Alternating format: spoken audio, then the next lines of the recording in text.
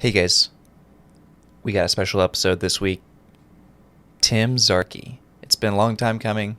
Those of you who are on the Discord know that this episode was recorded, 5-6 months ago. I visited Tim in San Francisco and we got to finally sit down and chat together. Tim is an amazing designer, currently a 3D artist at Oculus, and we talk about all kinds of great things. So I'm super excited for this episode. We actually have two promotional partners this week. Of course, we have our usual partner at Let's Design Daily. They post amazing design work from designers across the world. Check them out if you haven't already. Show them some love, show them some support. And then we have IDSA.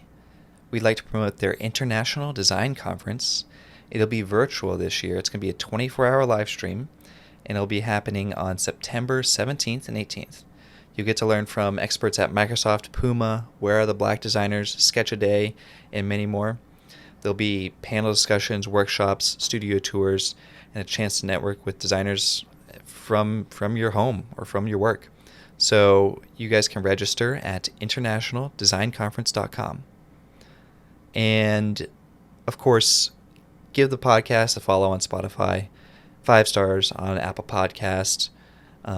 Give YouTube some love. We need some more subscribers on YouTube. Subscribe on YouTube, thumbs up. We got some nice crispy video from Tim's apartment this episode, so you gotta check out all of his fun toys. And this podcast especially is a great podcast to jump on the Discord because Tim Zarki will be there ready to answer your questions. All right, guys, let's get to it.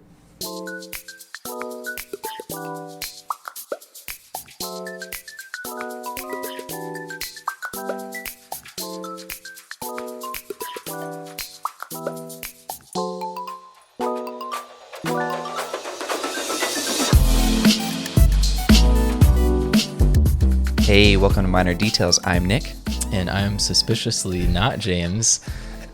And we are two designers in San Francisco. Sweating the small stuff. I'm not an expert at the sweat wipes, so don't judge me too harshly. This is my first time doing it for real, so... Well, I'm super excited to have Tim Zarki on the podcast today. Tim is a 3D generalist at Oculus currently and has had a breadth of experience working for Minimal, working for Fisher-Price, working for Huge Design, and a range of other places. But it's been a long time coming, Tim, and I'm really excited to have you on the podcast. I'm super excited to be here because I'm a pretty big fan of the podcast, and so to become an actual guest on the podcast is a pretty big deal for me. So thank you for having me. Yeah, I have to say, you are the #1 Discord contributor. It's a badge of honor that I wear with a lot of pride. So So if you are enjoying this podcast episode right now, that means that if you want to join the Discord, Tim is going to be there. I will be there. Ready to answer questions. Your questions. Any question you could ever think of, he'll be there. If there's something that's burning question that's on the top of your minds, as long as it's legal. Well, yes, there are some limits that we have to put on that, but come find me and I'll be there. So yeah, I'm just coming to San Francisco for some meetings and stuff, and I wanted to swing by your place and get to finally meet you. Yeah, I feel like we've been internet friends for a year plus now. Yeah. I don't really know. It's kind of a surreal experience to see the infamous Nick Baker in the flesh and sit across from him. Yeah, so this is awesome. I'm super excited. Yeah. So Tim, I just want to, you know the deal. You're a fan of the podcast. I'm a fan of the podcast. I think we start out. Let's hear your story. All right. I'm curious how you got into industrial design. Well, yeah, so I guess like Nick said in the intro, right now I'm doing sort of 3D generalist work is how I would describe myself. So I kind of made this transition in my career where I began as an industrial designer, and then over the past 4 years or so have sort of gradually eased my way into doing a lot more 3D visualization and animation and sexy renders. Lots of renders, and that's kind of what I do full time now. So I'm actually, all of my industrial design projects are side projects now, And the work that I'm spending my time doing during the day is 100% 3D rendering and motion design stuff. Right. So you're not adjusting fillets. You're just no fillet. Well, actually, you would be surprised how much I still adjust. You're adjusting fillets? A lot of the time, we get 3D data that has no fillets on it, and it doesn't look good in your renders if you don't have any fillets. So you're adding tiny fillets. I'm adding some very small fillets to things. Yes. But anyway, so I guess maybe what I could do is kind of go back in time to college and to talk about kind of how I ended up before college, Tim. Okay, I'll go all the way back to before college. I mean, you grew up in an interesting place, Joshua Tree. Yeah, so I'm from Joshua Tree, California. Which, first of all, is the desert? Yes. Is definitely a desert. It's a very dry, desolate, but also very beautiful place. Isn't that a weird place to grow up? I feel like everyone grows up in like a suburb. Well, I mean, it's weird when you think about it. And how far away were your neighbors? We lived on like a residential street. Okay, so it wasn't too like neighbors desert. Right next door. Yeah. Okay. I mean, but okay, so like my street though, growing up was like the last street before you get to just like the actual desert. So like if you look behind my house, it was all desert. It was just like rocky like mountains and like coyotes that you hear at night. So cool. And yeah, it was a really interesting place to grow up, and it's weird now because I feel like Joshua Tree has become this like incredibly well-known and iconic place, especially for people that are from California, like people who live in LA. It's like a really popular place to come visit. There's like people who are buying up Airbnbs and renting them out, and like the amount of visitors that the national park gets these days is just insane. Yeah. So it's weird for me now because like everybody that I talk to like knows what Joshua Tree is, but when I was a kid, nobody knew what Joshua Tree was, or like a very small number of people that you would talk to would have any idea what I was talking about. So it's very surreal to me to like go through that transition from feeling like I grew up in this tiny little town that no one's ever heard of before to like now I tell people where I'm from and people are like, oh my God, that's so cool. So that's an interesting adjustment to make, but I'm just happy that people appreciate it and want to visit it and think that it's beautiful, because it is beautiful. It sounds beautiful. I've never been there, but I'd love to go one day. You should go sometime. It's great for rock climbing if you're into rock climbing or camping.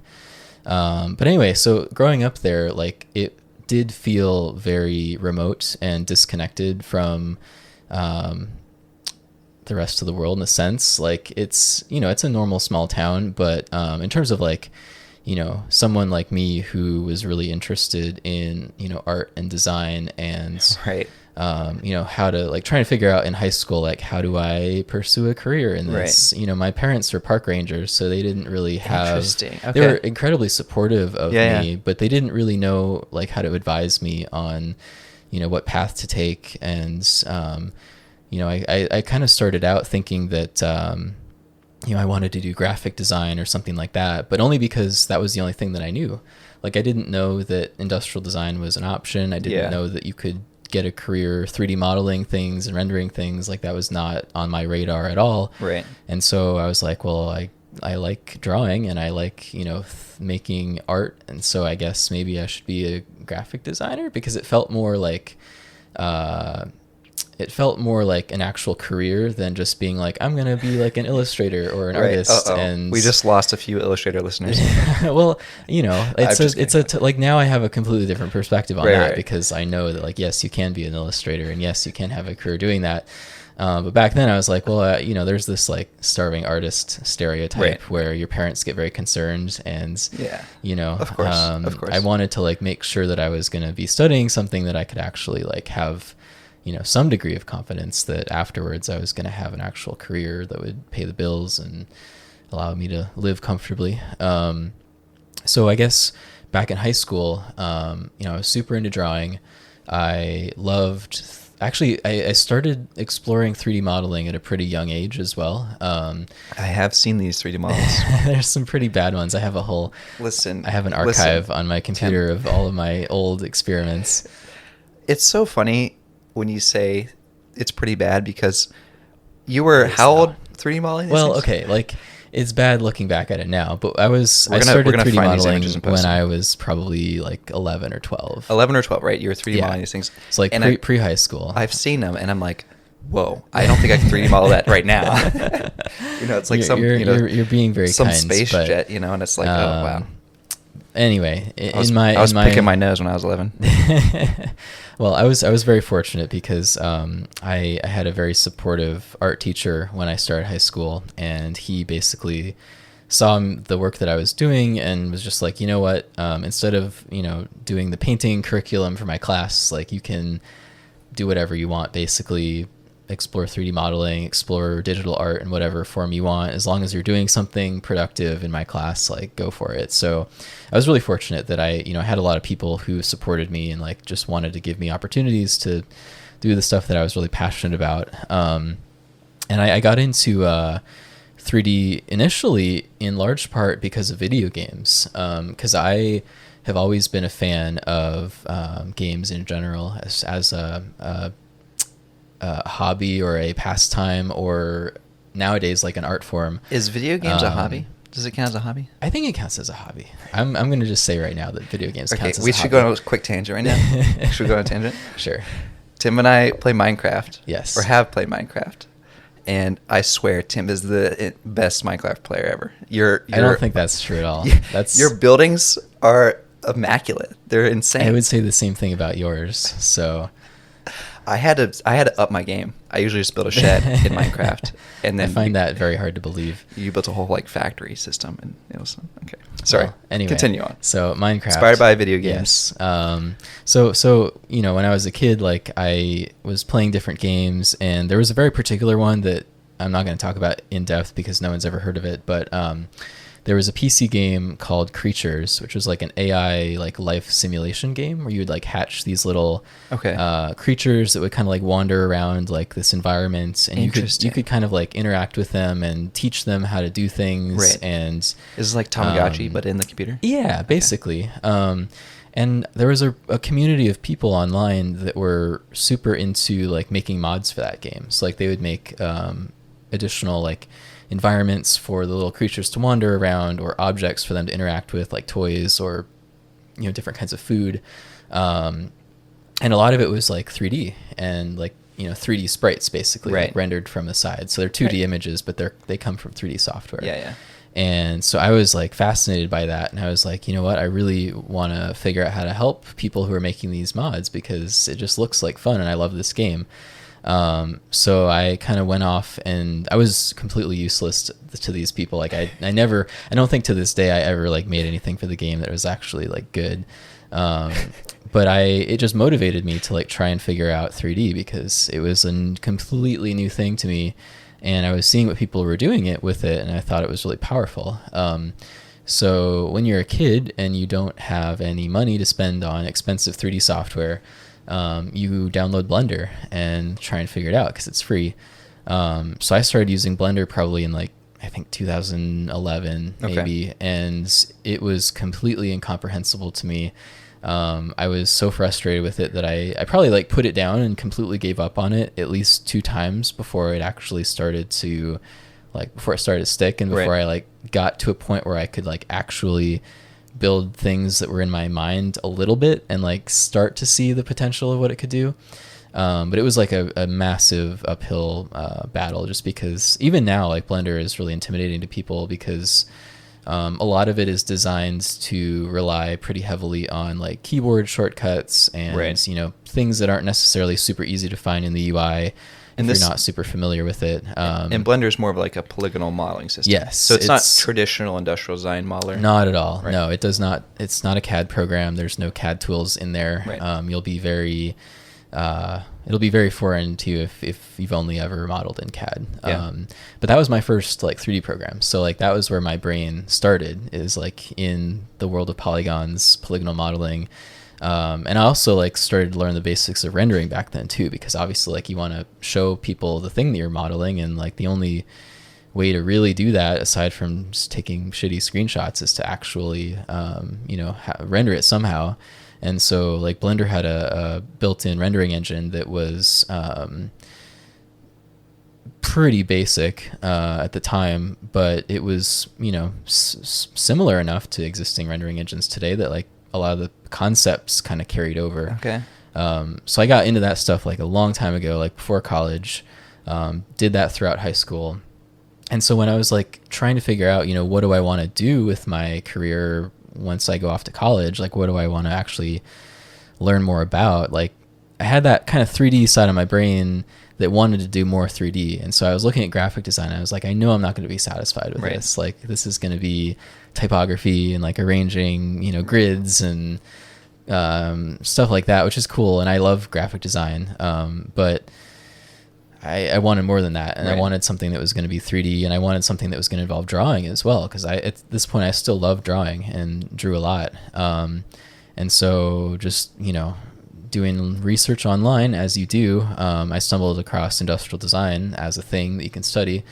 And as soon as I started reading about it, I was like, you know what, this is the thing I want to do. Right. And as soon as I decided that, I was like, okay, well, I'm going to try and find like the best colleges for industrial design in the country and apply to them, and hopefully go to one. You're so much smarter than me, Tim. I feel like I just like applied to some that were near where I lived. Yeah, well, there was the only one that was near where I lived was Art Center. Okay. And Art Center was like super intimidating to me. Art Center's a great school. They are a great school. Yeah. But I toured there when I was in high school, and I was like, this place is too intense. Like, I'll never survive here.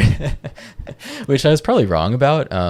Looking back on it, I probably would have been fine, but I still think I made the right choice by deciding to go to DAP at the University of Cincinnati. Because at the time, like, Art Center and DAP were kind of like tied in the rankings that you can find, and I think ultimately DAP ended up being like the perfect place for me to go. Yeah. So tell me about DAP, because I know they have a unique program where I believe they make you do a year-long internship, or is it's just multiple internships that they place you? Each internship is relatively short, so each one is 4 months, but you do a lot of them. And it's part of the curriculum. It's part of the curriculum. It's not like where at SCAD it was like, oh hey, summertime, go do an internship if you want. If you don't worry. But like, right, you're right. So, but this is like part of the program. Exactly. Okay. So unlike, I mean, I've spoken to people who have gone through other programs just to compare them with the one that I went to.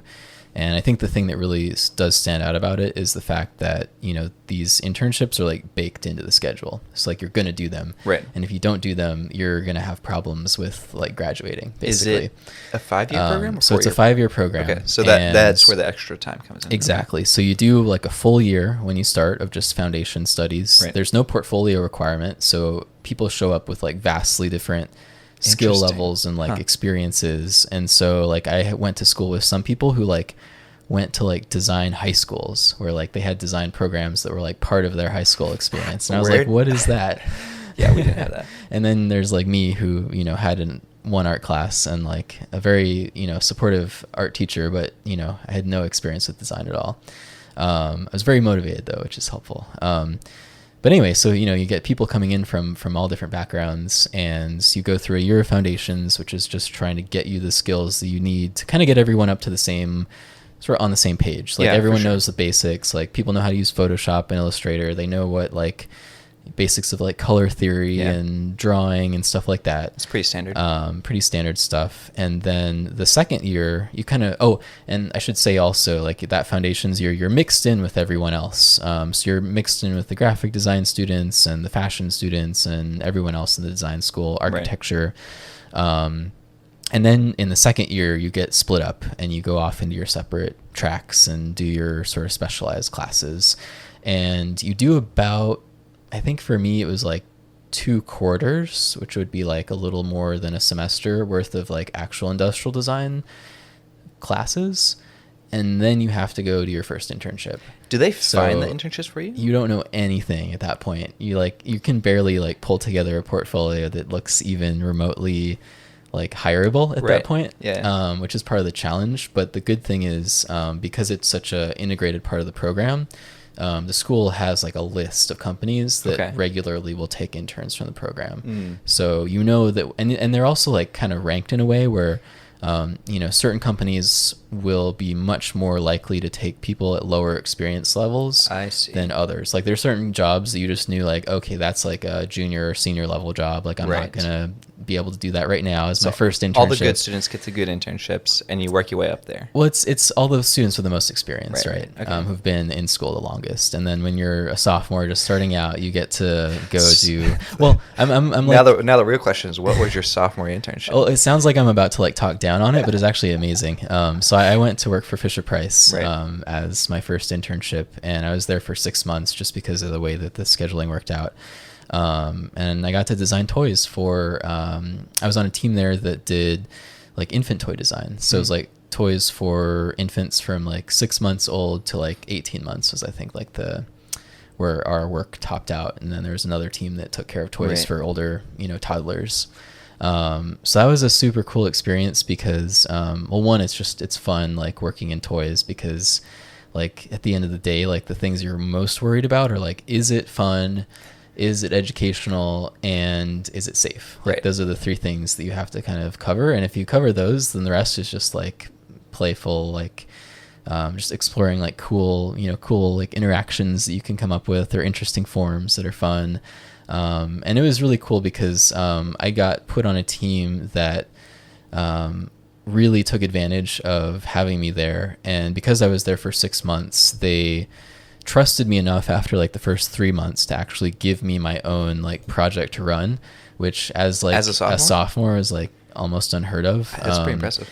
And so I was responsible for a lunchbox shape sorter toy, which is like it's like this little lunchbox, and you open it up, and it has food items in it that are specific basic shapes. So there's one that's like a triangular piece of cheese and a round apple and a square sandwich, and you put the food items into this lunchbox, and it has a little electronic voice that says the name of the thing, or it sings a little song about it, or it says the color or the shape. And so it's kind of meant to teach kids, how to identify basic shapes and stuff. Was this your first shipped product? And that was my first shipped product. Okay. Yeah. Well, we'll have to post a photo of that. I'll have to dig some up. So that was cool. Like I went to my first internship, and at the end of it, I had, a product that actually went to market, and I think it had like 4.5 stars on Amazon, which is pretty awesome. Amazon reviews are the true design award. Got those Amazon reviews. Yeah. So I was really happy about that. It made me feel good. So after that, you were in school. So then you go back to school. And then you alternate every semester after that. So you'll do a semester in school, do a project, do a bunch of classes, and then you go do another internship. And you do that back and forth until you graduate. Okay. And so I was reading you went to Nsync? Yeah. I don't know if anyone listening is familiar with Nsync, but Aren't they a boy band? Or is that a different thing? That's the joke that people make every single time. Okay. They are not a boy band. They are a design consultancy in New Jersey that all the guys who founded that company came from Henry Dreyfuss and Associates in New York City. So they're like very old school, still have like drafting boards in the office. They had like, it's interesting. Like when I was at Fisher-Price, I kind of did the whole like scope of like industrial design work. So everything from like initial ideation to model making to CAD to rendering. You were doing CAD when you were a sophomore? Mm-hmm. I don't think we even learned CAD when I was a sophomore. We learned Alias. So we knew how to use Alias, and that was the only thing that I knew how to do at that point. And I was not very good at it, but I was good enough to like design toys, I guess. Okay. The stuff I was doing was relatively simple, so I didn't I wouldn't have been able to handle some more advanced stuff. But anyway, so I went to Nsync after that, and oh no, I'm gonna wake my computer up. So I went to Nsync after that, and I had a completely opposite experience because basically at Nsync they had a couple of like CAD experts who were like the CAD guys, and they do the CAD for like every project. Okay. And so you were mainly sketching? All the industrial designers just sketched basically. Okay. And so I did so much sketching that that semester, like, well, I think I worked on like probably 4 or 5 different projects while I was there. But I was just kind of a sketch monkey, and I don't think a single one of those projects actually made it to market. So I didn't really like have a whole lot that I could show from that experience. I did get to work on a pretty wide variety of stuff. I did some makeup packaging.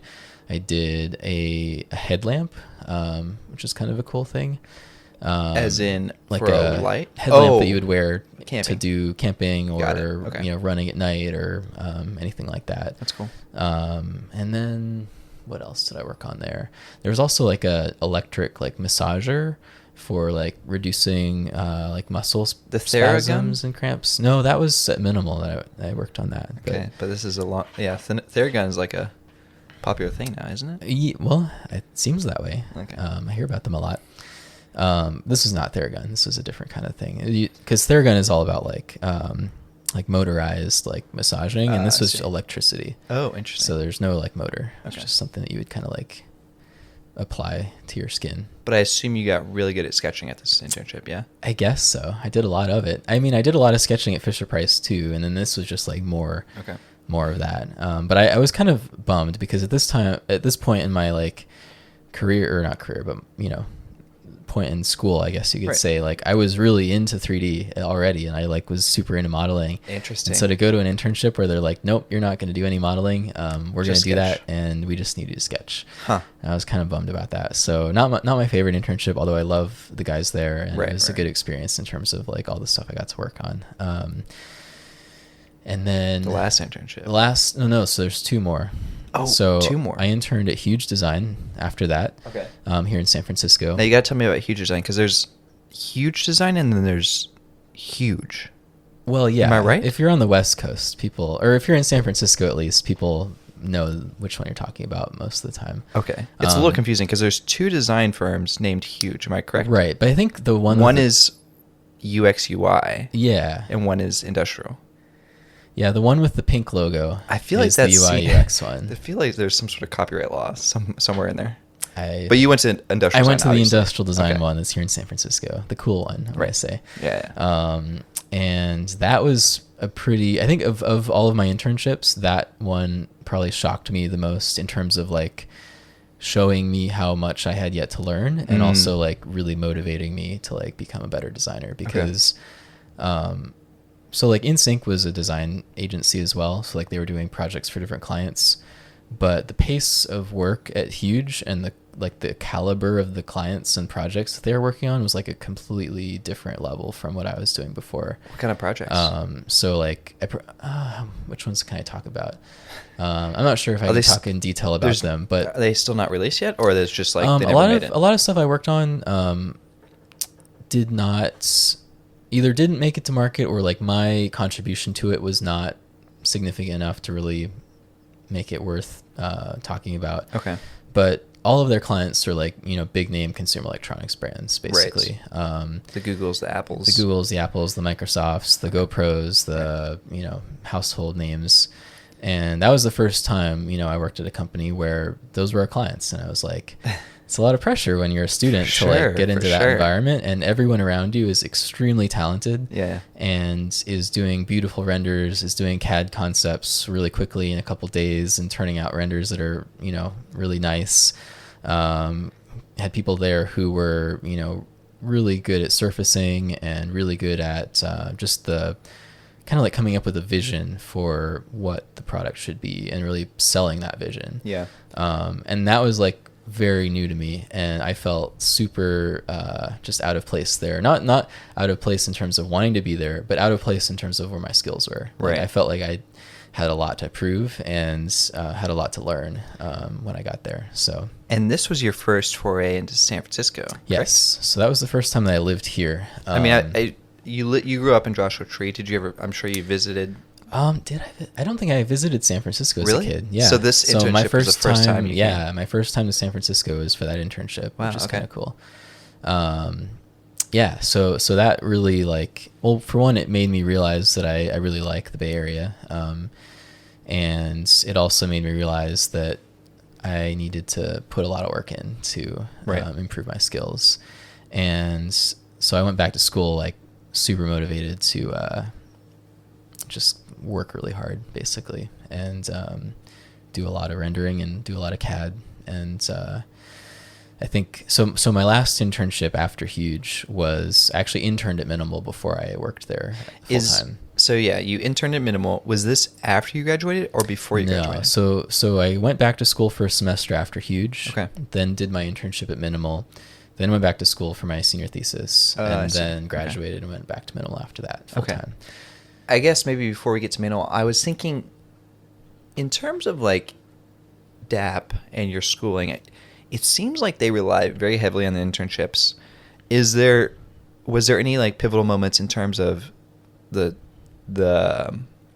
classes or your professors that you felt was interesting? Because it's kind of weird. It feels like, now that you're talking to me about this, it feels like DAP is almost offloading all the work to these companies to like teach the students. Right? It's interesting. Which seems like it seems like a logical thing. It seems almost like primitive, like apprenticeships, like medieval times. They like just had trained people at work, right? Right. Well, I mean, I think it's like, I always felt that there was kind of this two-way, or not two-way, but like, it would be interesting the way things would happen. So like you would go do an internship, learn a lot from that experience, do a lot of hopefully real work that, right, can either contribute to or actually make it to market, and then you would come back to school and you would talk to all of your other peers that went on internships at the same time as you and figure out what they learned. And like you would all kind of come back and like share knowledge with each other to a certain degree. Yeah.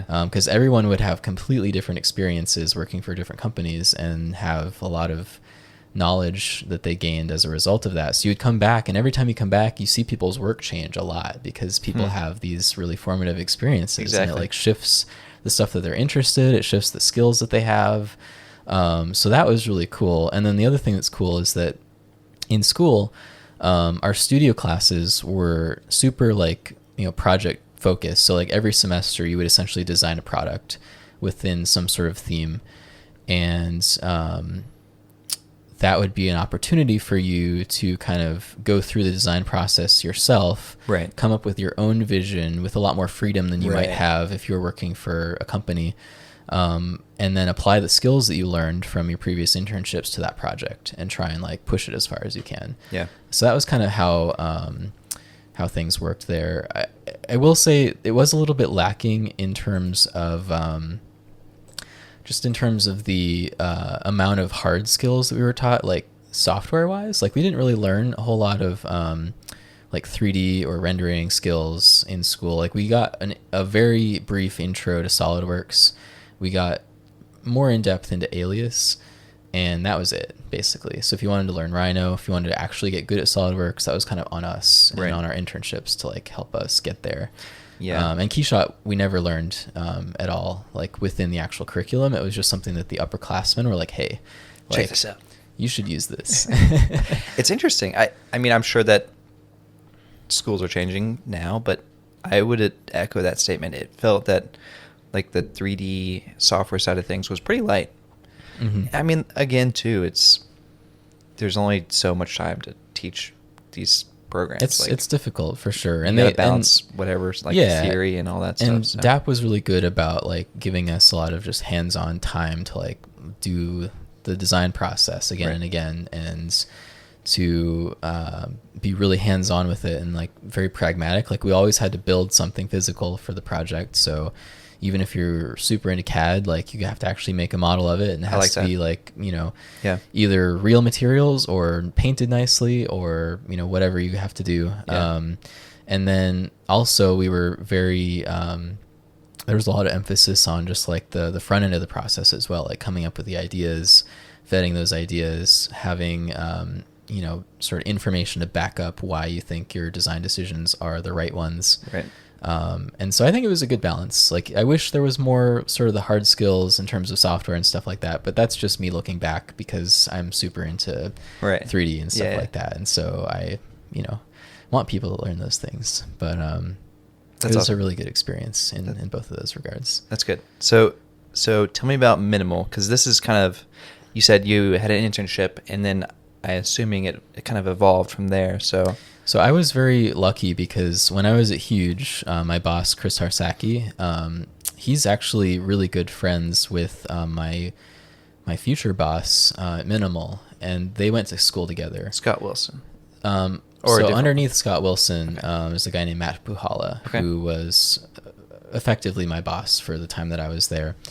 And Matt and Chris were like really good friends from college. And so I got Chris to send me a recommendation letter to Matt. And I think that was probably the only reason why I got an internship with them, is because of that letter. Because this was out of the DAP circle, right? Minimal was like on the radar of everybody. Like everybody knew about them and wanted to work there really badly. But it wasn't like DAP was handing out free internships. No. Like Minimal was a very difficult. I mean, Huge was difficult too. Like to get an internship at, because they had high standards. I mean, both of these companies are great design. Yeah, Minimal was probably even more difficult to get an internship at, just because they hire very infrequently, and so they wouldn't take somebody like, you know, Huge. There was like a good chance that they would hire somebody from our program for every like internship, semester. Right. Minimal, like, you know, they might take somebody, but probably not. That's kind of how it went most of the time. Just because like they didn't. Like Huge made it like a part of the company to like have interns and like make it a regular thing, whereas like Minimal, like, show me what you got. You got any kids? Yeah, like they would have interns, but they would not necessarily like, they wouldn't be compelled to like hire a new person every semester or whatever. So it's kind of only when, you know, somebody really caught their eye and like had skills that they thought were impressive and worth hiring, right? You caught their eye, Tim. Well, no, but I think the only reason I got that job, I think, is because of that recommendation letter from Chris. So I feel like I owe him a huge thank you for that, because I probably would have a completely different career at this point had he not done that for me. So that recommendation letter, and of course my portfolio, convinced Minimal to hire me as an intern for my last semester of internships. And that was awesome, because Minimal is just such a like tight-knit family. Like when they bring you in, it kind of feels like you're becoming part of the family, and it's the sort of culture at the company is probably the best of any company that I've ever worked for. That's awesome. Your coworkers feel like your friends. Everyone's there just to like do good work and have a good time while they're doing it. Yeah. Scott is an amazing mentor and also like super hands-on. Like he just wants to design cool stuff. Like that's his whole motivation. And like but he's also like so talented and so thoughtful. And so to be surrounded by this like family of just super talented designers, and then also like work for a company that's run by someone like Scott, was just an awesome kind of final internship experience in college. And it made me really want to go back there if I could, because I fell in love with like the environment there, and also the work that they were doing as well. The clients they had were really interesting, and it was a pretty diverse range of stuff, like from housewares and furniture to consumer electronics, medical stuff. They kind of had their irons in a lot of different fires at the time. Yeah. What do you think makes it so that they were such a core family? Like, what was that culture? Like, what built that culture? Because I'm sure there's plenty of, studios out there that want that culture, but I don't know. It seems like a very unique thing to achieve, right? I think it's just the people. It's just the people. The balance of people that you have, who you hire, what their attitude is like. It literally felt like most people at Minimal were, if not like best friends, like pretty good friends with each other, which is a rarity from like other jobs that I've had. I would say, for sure. Most companies are not like that at all. Yeah, it's like, all those people would be like people that I would want to hang out with after work and like go get drinks with, and go to concerts with on the weekends or whatever. Like people do that all the time, and so it was awesome to be a part of that environment. And like I said, it made me really want to go back. So what happened was I found out while I was working there that Minimal was going to be opening a San Francisco office, and they're based in Chicago. That's where their main... And that's where you interned. And that's where I interned at. So while I was there, my boss, Matt, and a couple other people moved out to San Francisco to start this new office. And so I was like, hey, if you need additional design help after I graduate, I would love to move to San Francisco to do that for you. And they took me up on it. So so I go back to school. I do my capstone project. It was a digital camera. I shared a lot of like work that I was doing on that project while I was at Minimal. So before I left, I kind of gave them a presentation of like, hey, here's this capstone project I've been working on. It's a digital camera. Right. I was trying to like apply all of the skills that I had learned at Minimal, and also like the way that they approach projects. I was trying to kind of like take that and do my own version of it for my thesis. Right. And so I gave them a presentation of that project before I left, and I was like, hey, like, look at this. I did this by myself. Like, also, let's just pause for a second. I can like do more of this for you. This camera is beautiful, by the way. Oh, thank you. It is an well, the design's beautiful, but you also have visuals of an exploded view. Right. All of those happened after I graduated. Okay. That's like newer work than So you what went I was back and doing at the time. you redid it. But there's like circuit boards and stuff, which is just insane. Yeah. Maybe we So can get to that in a I bit. came back to that project later because I wasn't really happy with the results from when I actually did it in school. But you graduated, you moved out to San Francisco. Yes, did graduate, did move to San Francisco. Minimal did bring me on. It was part of a very small office in San Francisco, so there were like 3 or 4 of us at the most in that office. And the satellite office was mainly for just like communicating with more clients, or what was the kind of impetus? Yeah, the goal with it was to try and work with more clients in the Bay Area, right? Work with more consumer electronics brands that are here, work with more startups as well, because there's huge number of startups in the Bay Area that need design help, right? So that was kind of the plan, and it sort of worked for a while. But at the same time, like, we would also help out with projects that are happening in Chicago if they needed extra hands. Right. So it's kind of like a balance between, local clients basically in the Bay Area, and then helping with bigger clients in Chicago. So I did that for about 2 years before things changed pretty dramatically. But I feel like before I talk about that, I should back up a bit, because there was a really important thing that happened when I was an intern at Minimal that I didn't talk about yet. It was like super formative for like what I wanted to do. Right. Your transition from design to like being more of a generalist, like 3D person. Yeah. So when I was at Minimal, another thing that I didn't mention about the company is that they have like a very good eye for visuals. And I didn't really know where that came from until I got there, and I realized that like everybody at the company is like making these renders, and they're all kind of being guided by there's a guy named Dustin Brown who goes by Speck of Dustin on Instagram. He's on the Discord sometimes if you guys want to talk to him. But he was one of the earliest members of Minimal. And he kind of set the tone, I think, for the imagery of the entire company. He kind of introduced everybody to V-Ray, which is the rendering engine that we all used, and taught everyone how to use it, basically, because it's not an easy rendering engine to use. It's way less user-friendly than Keyshot. We would use it as a plugin for Rhino, so like you could access the rendering engine from within Rhino, set up your render scenes in Rhino, and do everything there. But it just has so many more options, and there's no like preset material library or anything like that, so you have to build everything from scratch. And so he like created us a material library and like created us like custom toolbars that would make it easy to set up render scenes like you can in Keyshot. Right. So he like took a lot of the difficulty out of the process for everyone. And because of that, everyone was able to use V-Ray to make pretty awesome images for all of our client presentations and for our website and all of that. And so I got the privilege of being able to learn that process while I was an intern there. And when I went back to school after that for my senior thesis, I was super inspired by that. So I switched all my own like work over to V-Ray, like doing the same process that they used. Yeah. And did all of my capstone renders using V-Ray, did a whole animation project using V-Ray for my capstone, and kind of just fell in love with, rendering in general and creating beautiful images. So when I went back to Minimal after graduating, I knew already that was something I really wanted to do.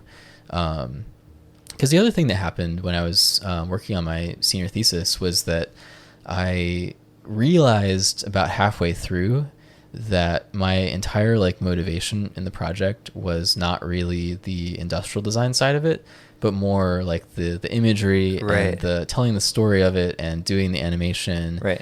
And like I set aside so much time to focus on that part of it, because that was the part that I was excited about, and that was the part that I had the most fun with. Did you have to make the actual thing? Because you just said... I did make a model. Okay. But I spent almost no time on it. Right, and there's no photos of the model on your website. That's for a reason. Well, actually, I don't think this project is on my website at all. No, not anymore? I never really published it. Is it on Behance? No, I've definitely seen photos of it. It's like my somewhere. secret project, 'cause I've never really published it. I feel like I've seen photos of it.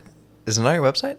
Photos of the model or photos of images of the camera? The rendering. I've shared them in a lot of places. Okay. It's just not. I think they're on Instagram. If Okay. you look at Instagram. Okay. But anyway, so what was I saying? We were talking about super excited Dustin, about yeah. that side of the process.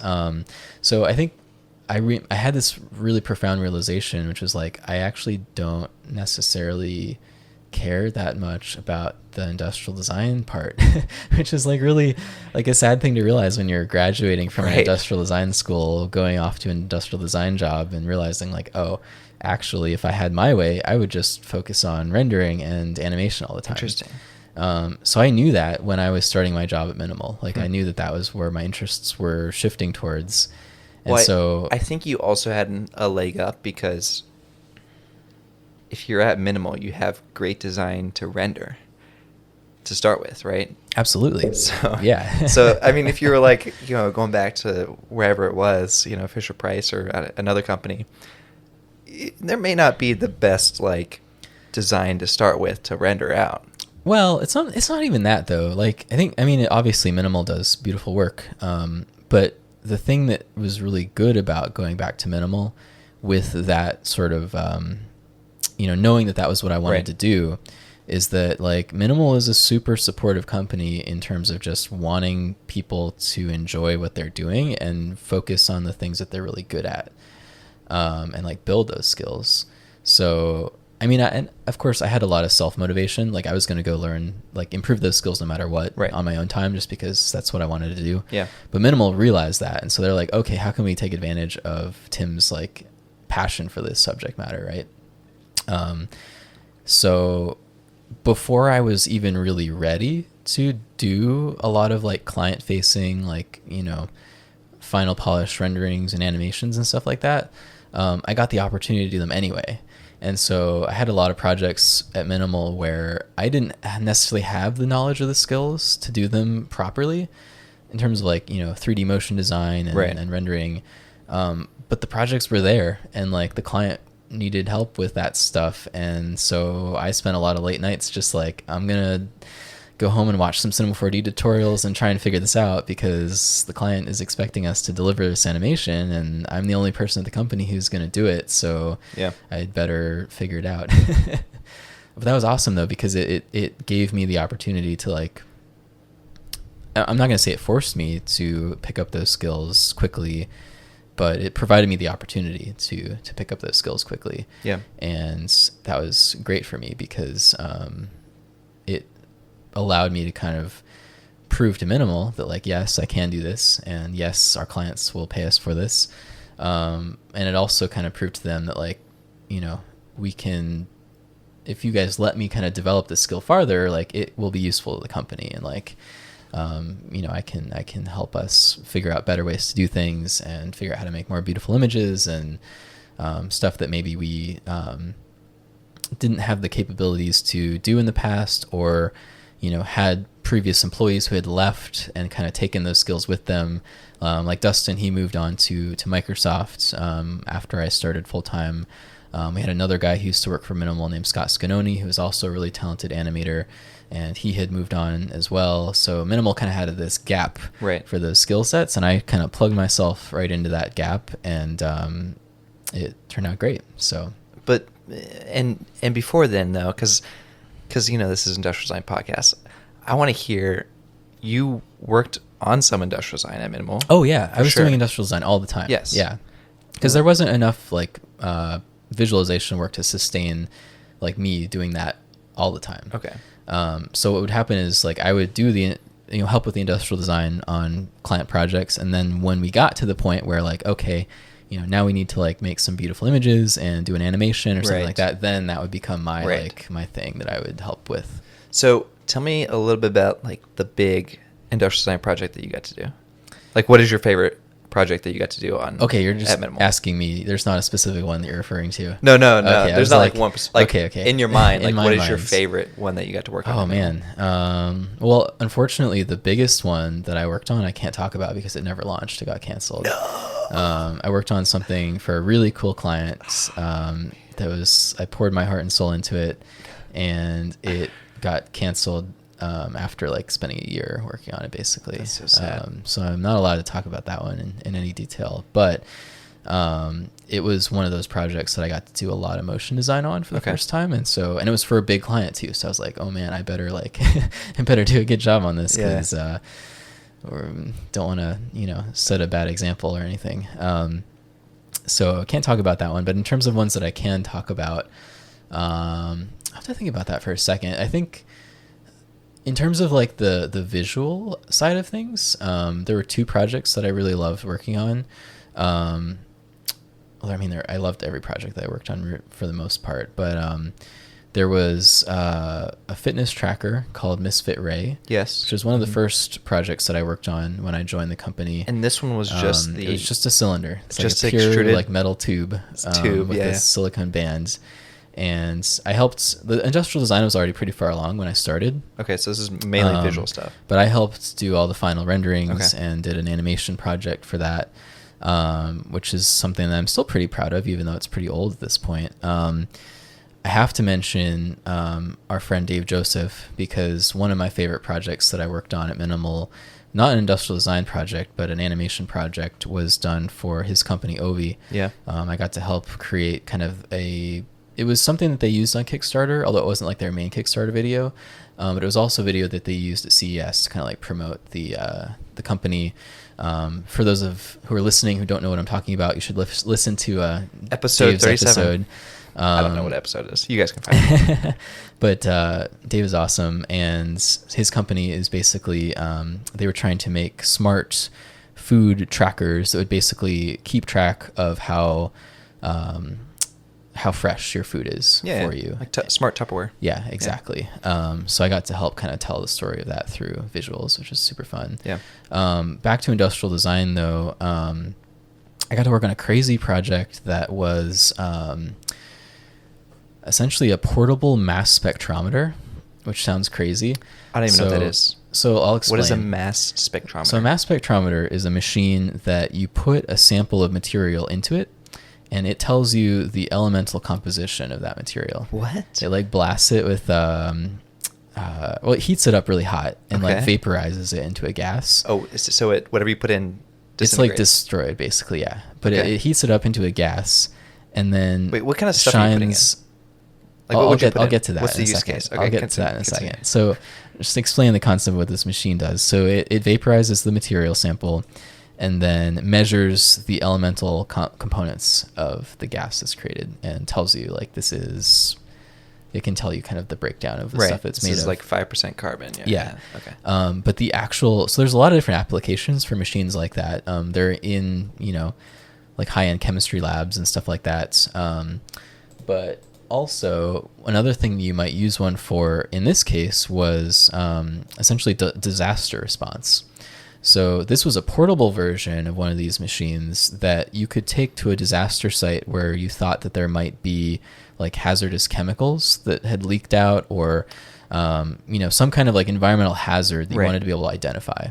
And so what you would do is someone would like get dressed up in a hazmat suit, carry this machine out into this hazard area, which could be like a natural disaster, or it could even be like a terrorist attack or something like that.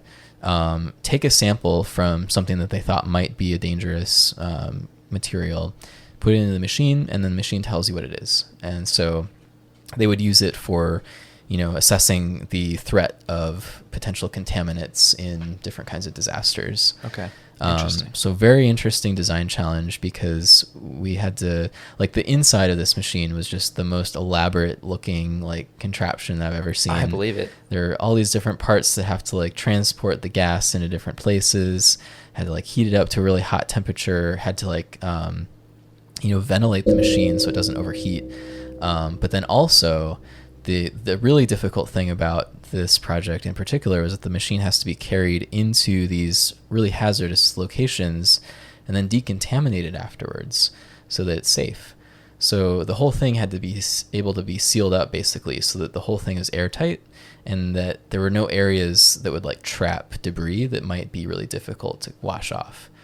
So we had to have this machine that basically, you seal it up, you take it out in the field, you do sampling.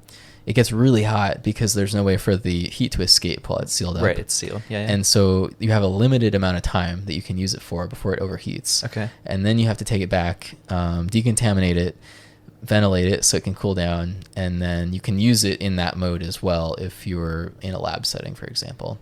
This is such an interesting product. It's also interesting because it's more like a B2B product, right? Like it's not consumer level. No, yeah, this would not be a consumer product at all. Like this is something that like government agencies would buy. And was this ever, I mean, I assume there's photos of it online. Mm-hmm. Can we find photos of it? Yes. Okay. So the client that we were working for is FLIR, which, they make all kinds of like infrared cameras and sensor equipment and stuff like that.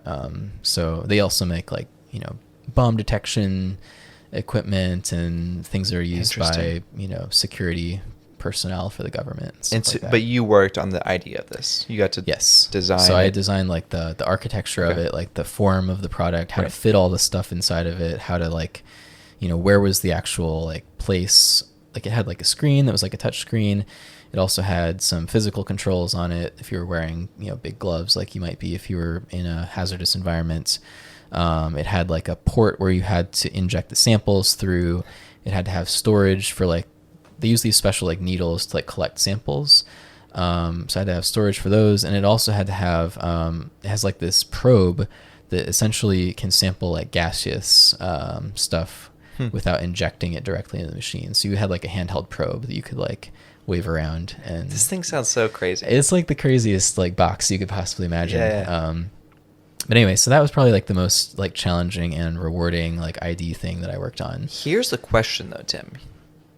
Did you get to work on the visual side of things? Like, did you get to do a little bit, but renderings? Not really. Like, I think the final renderings that we have are not ones that I created. So it's like the one project where I did all of the, like, not all, it was a team effort, of course, but I was responsible for a lot of the front end like ID work, right? And then actually did not do a lot of the final visualization for it.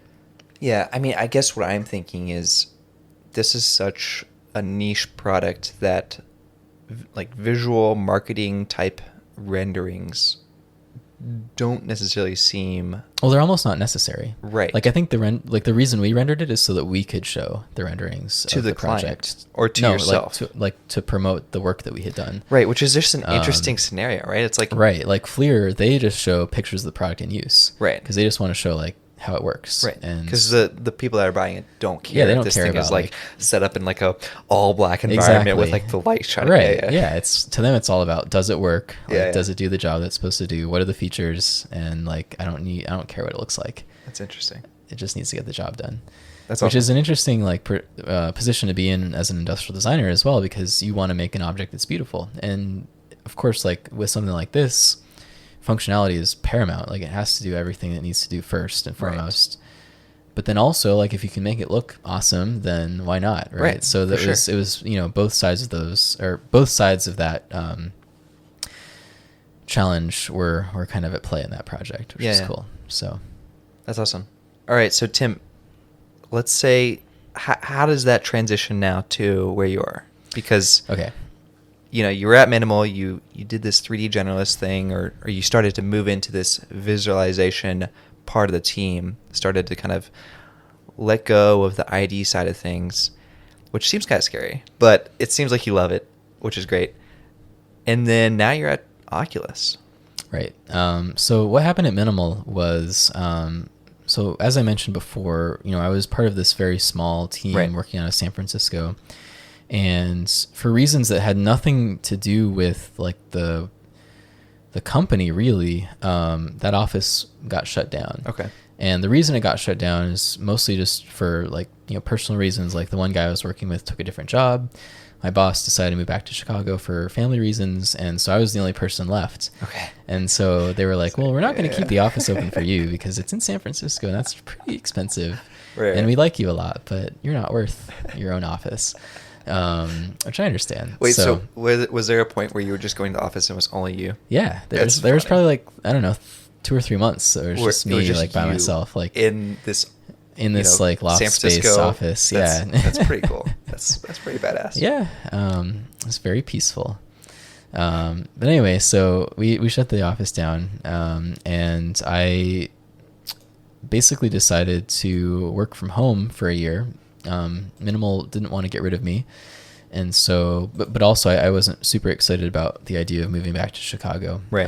Cause I had been living here for a while and wanted to keep living here. I like California. It has the things that I enjoy being around. So decided to stay here, and Minimal decided to let me do that. So I worked out of this very room for about a year, doing the same type of work that I was doing before, including leading some projects, which is kind of weird to like lead projects remotely with a team in Chicago, but we made it work. What about your tips on that? Because that seems like a challenging thing. And as as we go forward, it feels like more and more people are working remote, working from home. Yeah, I mean, I think for Minimal, like we have just like a really good culture of like sharing your work as often as possible. So like what will happen is like, we get a new project and the project will get staffed with designers, generally based on like who's available, whose interests align closely with the project, or whose past experiences align closely with the project, and also just like who's excited about working on it.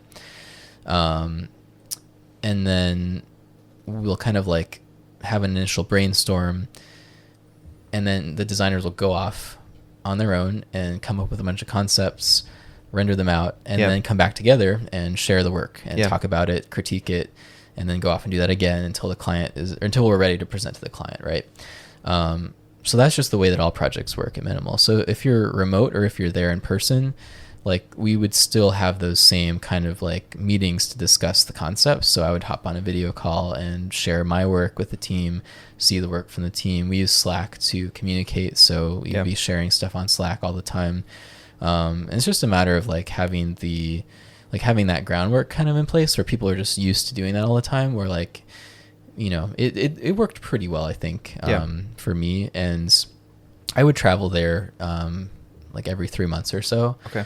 For like a week or two, just to like spend time with the people there. And, if there are any important client meetings, I would travel for those. Right. So it worked out okay. Yeah. And now at Oculus, you don't have to travel at all. You just put the VR headset on and everyone's in VR headsets. Now we're not allowed to travel at all because of the coronavirus. So we've got to rely on our VR headsets, especially now. We're dating this podcast now. By the time this podcast airs, we'll all be dead with the coronavirus. Right. So what's the point? Why are we even recording this? I'm just kidding. No, that's awesome. You were, I guess it's interesting that you were just at Minimal by yourself in the studio. They shut it down. You were at your room. And then I guess at some point you were itching for something new. Yeah, I mean, I did that for a year. Yeah. And the work was still really interesting and I enjoyed it. Yeah. I still really enjoyed the people that I was working with. But I was more looking for just an opportunity to just experience something different, because I feel like it's interesting to put yourself into a new company and just like learn how that company functions. And it's always an opportunity for growth, especially if it involves doing a different type of work than what you're doing before, and kind of like becoming an expert in something new. And, when you're at an agency, like you have the opportunity to do that on a small scale, right? Because like or if you're a freelancer as well, like you'll get briefed on a new project for a new client, try and like become an expert in that thing as quickly as possible, do some hopefully good design work, and then move on to the next thing, right? And like maybe you keep working with that same client for repeat jobs, but whenever you do something new, there's always that kind of like that learning process that you have to go through to kind of familiarize yourself with whatever it is that you're working on. And you just don't have the opportunity most of the time, I feel like, to go as deep as you would want to, unless you're actually a part of the company. Right. And so I think part of it was that I just wanted to, I was looking for an opportunity to change my job title to not be an industrial designer anymore. That's a little interesting. Bit. Like I wanted to like make that leap so that I could just have that like transition that happens psychologically, so that I could be like, okay, now I'm a 3D artist. Right. I'm not just an industrial designer. And now I have to end the podcast because no, I'm just kidding. I'm not allowed to talk past this point. I'm gonna get kicked off. But no, so I wanted to like, just for my own kind of like psychological I don't know, like it's such a superficial thing, like your job title. Yeah. But like there is a significant transition that you make where people are hiring you for that skill set. Like they're not hiring you to do industrial design work. Right. They're hiring you because they believe strong enough in your ability to do that type of work. So right. Oculus hired me to be a 3D artist, not to be an industrial designer.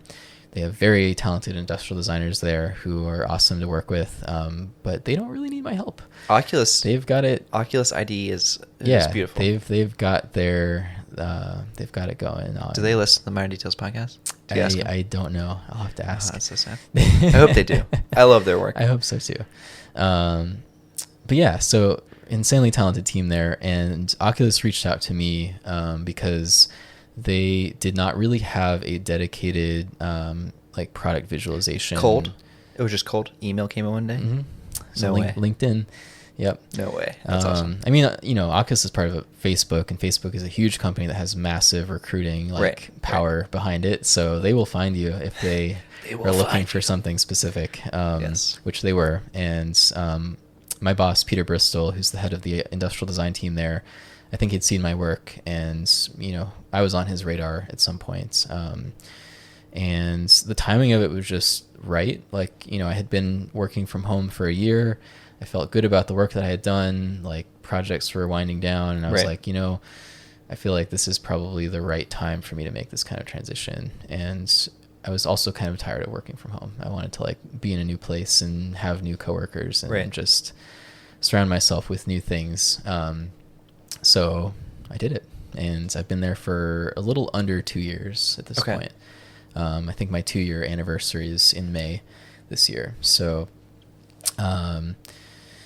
it's been kind of a wild ride. So like, and there's a lot that I can't talk about.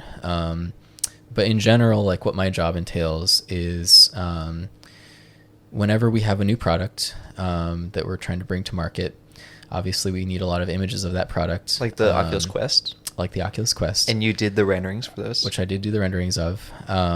So like on the packaging, your renderings are on the packaging? Believe it or not, I did not do the one that's on the front of the box. No? But wait, I did. What? But it's my 3D model, and it's my textures and everything else. What about on the website? Yes. Okay. That's my work. On the website. Yes. But so Oculus did not have this capability internally. Like the industrial design team would do some of the renders of the products for marketing purposes. No way. Or they would outsource that work to agencies that specialize in 3D. So there was not a lot of like consistency because Oculus would hire different agencies to do different products, and like it's really hard to like maintain like a consistent level of quality and sort of art direction across everything when you do that. And also like, it's sort of the trend to try and like at big companies like that to try and build these sort of internal teams that can do stuff for you. And I think they finally recognized like this is a skill that we should have internally, and our industrial design team does not have time to like do this themselves. We need a dedicated team to do this. And so I was the first person that they hired to fulfill that capacity. Are you doing internal renders as well for presentation purposes? So we will do, honestly, like the visuals that we produce that are highly public go through a lot of iteration as well. So a lot of it is like iterating on stuff that will eventually be public at some point. And then a lot of it is actually we want to try and do more just internal stuff as well to help like prove out concepts for the industrial design team. And give them the ability to like sell their work better to other, stakeholders in the company. I like mean, that sounds like a dream for me Yeah. to like design something, then shoot it over to you and be like, oh, here it is. Look at this cool render. Right. And like the industrial design team, they do good renders. But I think when it comes to like making these like big presentations, like you really want like the best images possible for your stuff. I mean, if I could send my stuff to you to have to render out, that'd be a dream. We can talk about that later. Well, I don't have the cash to fund that, but anyway, so that's kind of what the job entails. Yeah. But then every once in a while I get to do stuff that's like completely not product related at all. So an example of that would be like the last conference that we had, which is the Oculus Connect 6 conference, which is basically just a conference where we invite developers to like come and see all the latest technology, talk to Oculus people about, how to make content for the platform better, Right. and like just meet each other and network and all that stuff. and they get up on stage, they say, we're working on this cool technology. Yeah. for the new We'll do headset. presentations and Yeah. occasionally reveal new products. And so last year, I should say, I got to do a big part of the event branding for that conference. We had these kind of like big fields of like sort of abstract color, look kind of like paint. And I got to help It looked like oil spill kind of, right? Yeah, I got to like help conceive of that and also figure out how to execute the final stuff for that. So that initial idea was kind of your vision Well, so the marketing team had the vision. They were like, of the oil spill, or like, hey, we're having a conference. Like, well, they were like, gonna be colorful. hey, like here's what we're thinking for the branding for this Okay. conference. Like, here's some reference images and I see, inspiration I that see. we've pulled. This is kind of like how we want it to feel, but the actual execution of that is kind of like up in the air. Right. So I would take that and be like, okay, I can build something that does something sort of like this, Right, and then right. kind of fine tune it after that. it's a fun animation. It feels like the paint's kind of flowing, and it's very abstract, which is definitely a departure from IDE now. Right? Oh, yeah. Like, we are now into pure like visualization, pure art. Like, how do you feel about that? Did you enjoy that project? I mean, it seems like you had a big hand in that. I love projects like that Yeah. because, like, to me, doing like product visuals is like a completely different, almost genre Right. of work from Yeah. like just doing like, abstract sort of effects, I guess is what you could call it. It's sort of visual effects type stuff, which to me, it all ties into like this one piece of software that I just love, which is this program called Houdini, which is a visual effects software package. And it's also kind of like a generative design software package as well. Okay. So it's this one sort of like 3D tool that's like a whole suite of like stuff that you can use. So it's like if Okay. you want to like simulate fire for Game of Thrones, like you can do that in here. Interesting. If you want to simulate water for like The Life of Pi, you can do that in here. Okay. If you want to destroy a building for a Marvel movie, you can do that in here. Okay. But like those are the traditional VFX things you can Right. do with it. It's like the industry standard for all of that stuff, which is insane because like, here's this tool that can produce like movie quality special effects. Right. Like I have it on my computer and I can like mess around with it, even though I don't know how to do those things. Well, we're gonna put up some nice visual effects right here of like some stuff. Don't ask me to do that. I'm not capable James of that will type of thing. But then but it's like it's this completely open sort of like operating system for doing 3D stuff. Yeah. And so if you're clever, you can do all kinds of crazy abstract stuff with it as well. Or even do stuff that looks like product like. Like you can do, 3D printed lattices and like generative design stuff with it. Interesting. And, create forms, like use it as a form generation tool as well as a completely abstract like Right. visual.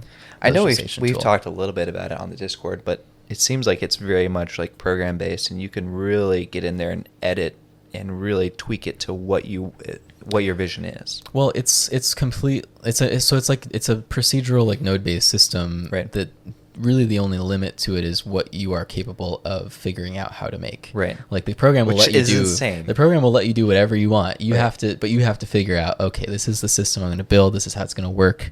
If there's math involved, like you kind of have to understand some of the math maybe. Or even like program some of it yourself if you want to get really crazy. Like you can program your own functionality into it.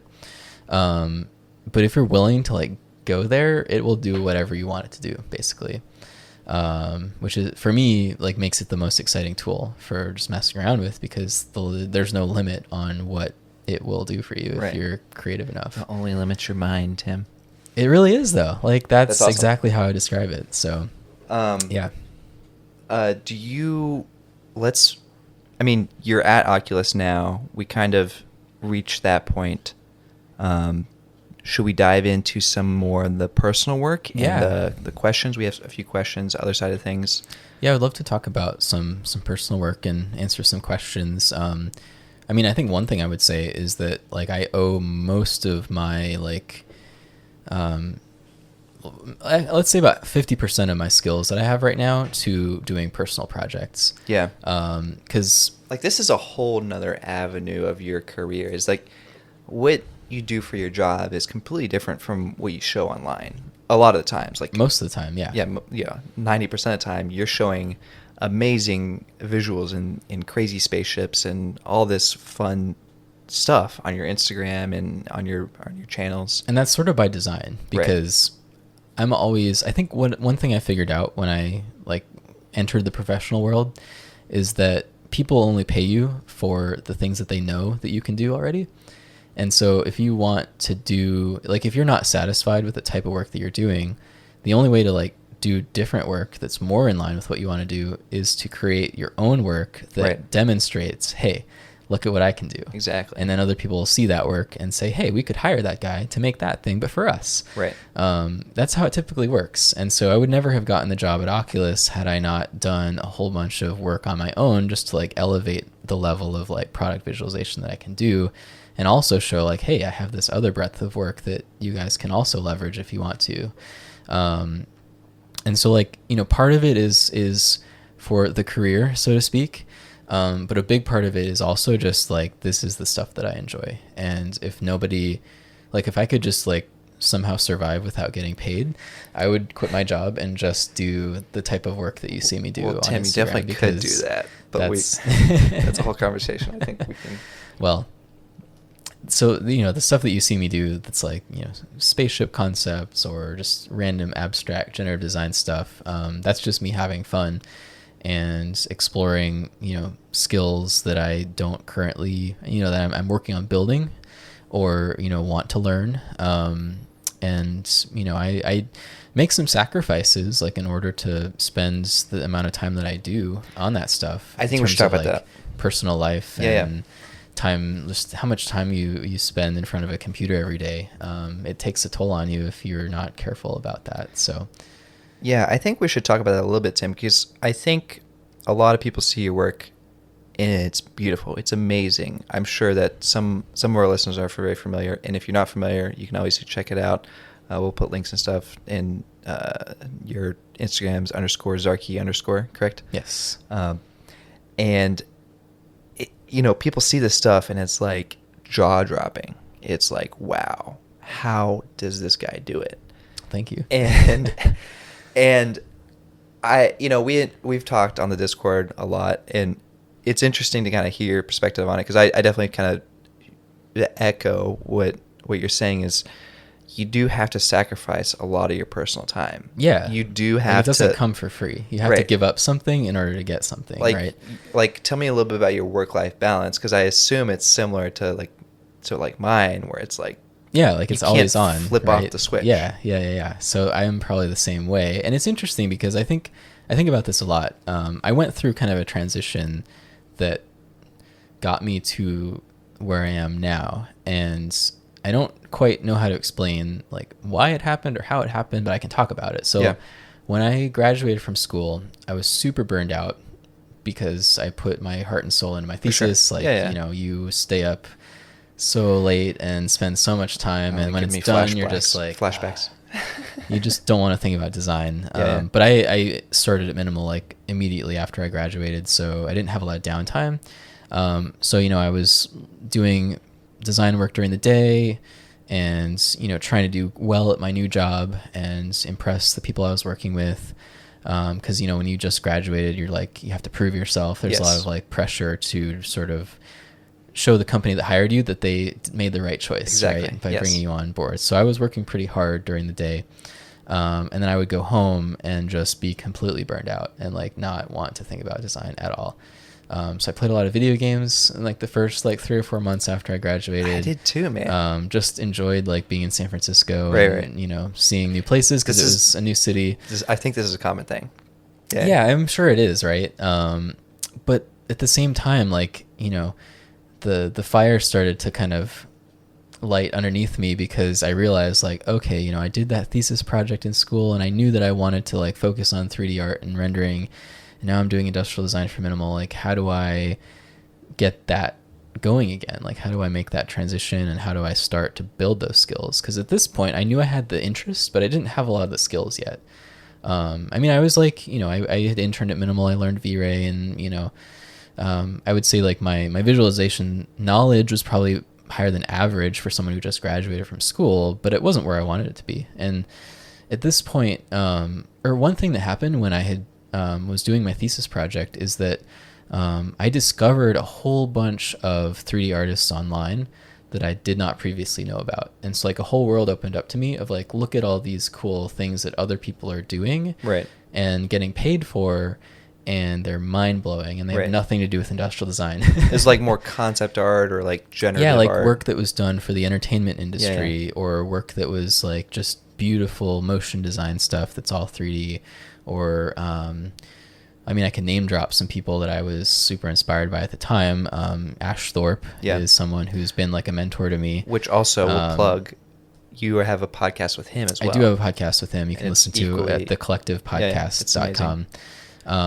He has been someone that is like a constant source of inspiration to me. He's one of the most hardworking and talented people that I know. And he is one of the people who really like showed me like what's possible if you work for it. So I found his work when I was in like finishing up my thesis. I also found a guy named G Monk. That's his handle that he goes by. He lives in San Francisco. I've never run into him, but he's around, and he is someone who did a lot of like science fiction, like UI for, actually Ash did a lot of this type of work as well. For movies like Oblivion with Tom Cruise, the Tron reboot. Okay. So he's like the designer who creates these like crazy science fiction interfaces. And then he totally pivoted his career and started to do all practical effects.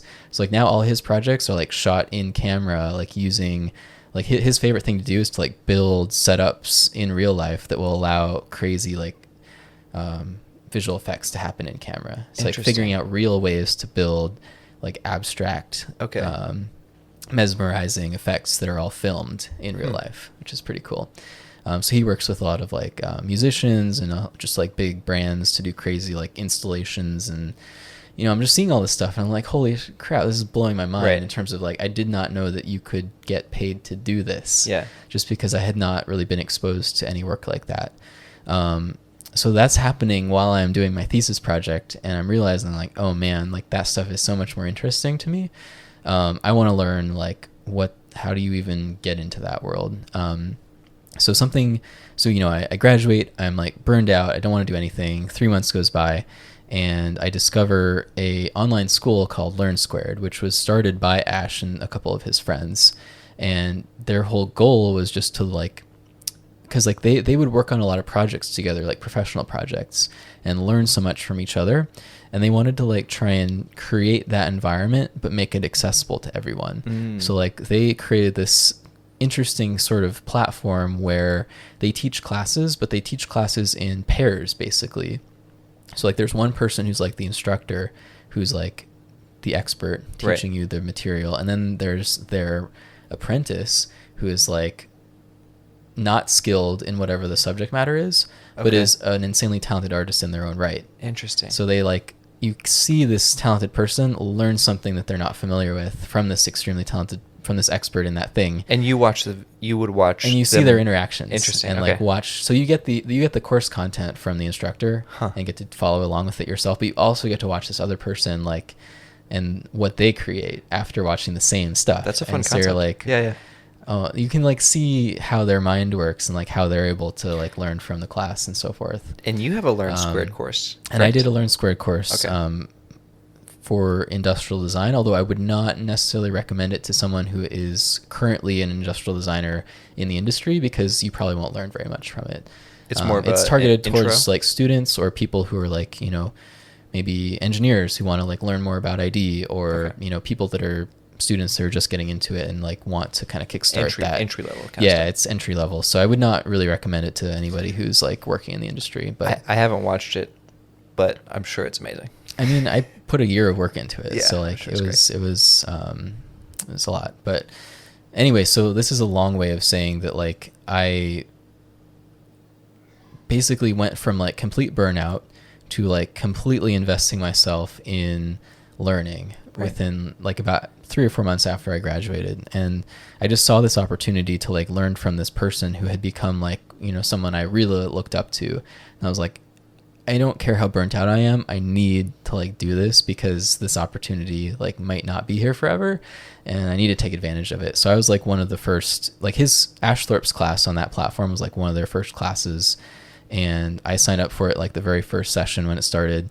So I was like one of the first students on the platform, and I just like put my heart and soul into that project, and he noticed it and like, you know, started commenting on the work that I was doing and reached out to me personally to they started doing a lot of like live streams and things with students where they would like bring people in and, you know, talk to them about their work. And you know, I got to do one of those with him, and eventually they invited me to do a class for the platform, and also they invited me to be one of the apprentices for one of Ash's classes. So I got to be the person in the class who was learning from him. And so I got to do essentially like an 8-week like one-on-one mentorship with him, which was incredibly I learned so much from that experience. And this you were all doing this is all in my downtime, right? So like after work. You're going to minimal, you're working really hard, and then I come home, and then I spend like 4 hours like doing learn squared stuff. And you know, going to bed at like 1 a.m. basically, which I still do now, so that hasn't really changed, which is probably not a good thing. But suffice to say, so I like, you know, went from like nothing to like super intense, like, you know, focus, just because I was so excited about the idea of learning a completely new thing. And about the time that ended, as far as like the class that I was taking, around the time when that ended, Minimal was starting to be like, hey, do you want to like learn animation and like do some animation for our clients? And so then I was like, okay, well now I like got my foot in the door of this like new skill set. Like now I need to like on my own go learn more about it. So not driven by a class, but just like driven by what I need to do at work. So I spent a lot of time, you know, just doing tutorials to learn how to use Cinema 4D for animation, lots of rendering tutorials as well. So I've started to learn like Octane at the time was like the renderer that I was using a lot. And throughout this process, I think I developed like just from like repeatedly spending this time like working on my own stuff and like working on my own development, it became a habit. Like I feel like a lot of come home and work an extra like 4 hours. Yeah, because a lot of people like think about that and they're like, how can I can't bring myself to do that. That's like way too much work. I don't have the energy.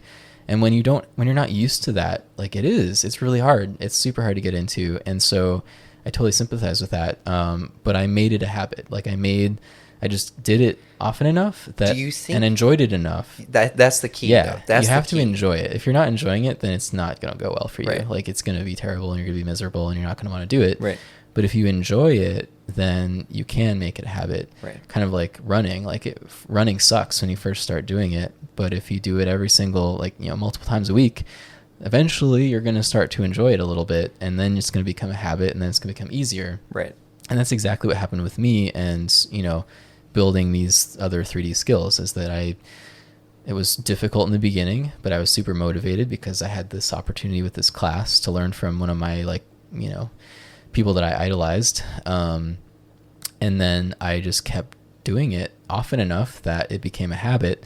And now it feels really weird if I don't do it. Now it's a drug. Yeah, now it's like if you came home and you did nothing, you'd be like, no. my brain is like wired in that way now, where if I don't spend some time working on something productive in the evening, I feel like I wasted my... Do you think that's bad, Tim?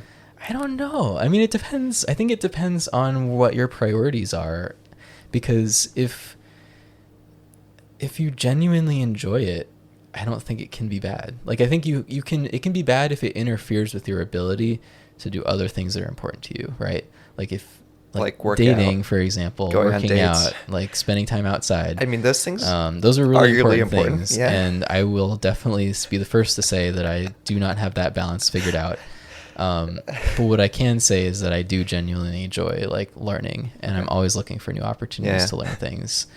And I think I have some work to do to try and like shift that balance, but I do not think I will give up like spending at least some portion of that time on my own like learning and development. Do you feel pressured to do those other things in life, the quote unquote life things, from society or internally? I think both. Yeah. I think it's not just society. Like it's definitely